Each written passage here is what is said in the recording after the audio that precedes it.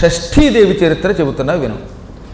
అమ్మవారు జగదంబ మణిద్వీపంలో ఉన్న తల్లి తన శక్తిలోంచి 6వ భాగాన్ని బయటికి తీసింది.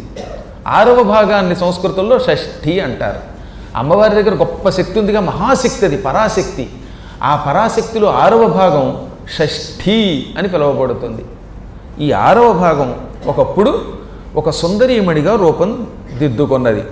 షష్ఠాంశ ప్రకృతేర్యాచ సాచ షష్ఠీ ప్రకీర్తిత బాలకానామధిష్టాత్రీ విష్ణుమాయాచ బాలదా.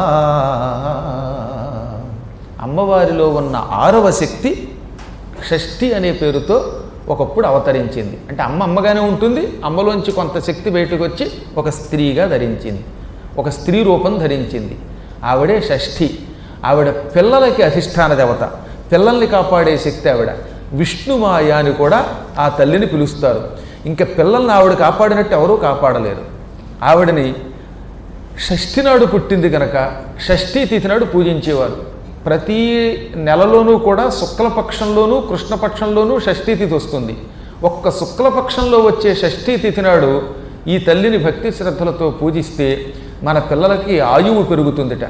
ఆవిడికి చాలా పేర్లు ఉన్నాయి, ఇప్పుడు చెప్పేవి జాగ్రత్తగా వినండి.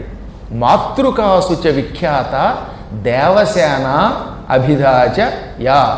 ఆవిడ మాతృదేవతలలో దేవసేన కౌమారి అని పిలువబడింది.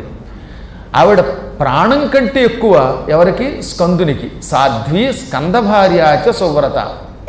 ఆవిడని స్కందుని యొక్క పత్ని అని, దేవసేనయ్య అని, షష్ఠి అని, ప్రాణస్వరూపిణి అని, మాతృదేవి అని, కౌమారి అని పిలుస్తారు. ఆ తల్లిని భక్తితో పూజిస్తే పిల్లలకు ఆయువు కలుగుతుంది. ఆయుఃప్రదాచ బాలానాం. పూర్వం చిన్నపిల్లలు పుట్టినప్పుడు పుట్టగానే ఈ దేవసేనాదేవికి పూజ చేయించి, ఏది ఇంకా మైలు ఉండగానే, పురిటి మైలు ఉండగానే ఆ పిల్ల పేరు మీదుగానో పిల్లాడి పేరు మీదుగానో పూజ చేయించి ఆ తర్వాత రక్షా కవచం ఒకటి పట్టుకొచ్చి అంటించేవారు. ఓ తాడుని పసుపు పోస్తారు, ఆ తాడు దారాలతో తయారు చేస్తారు.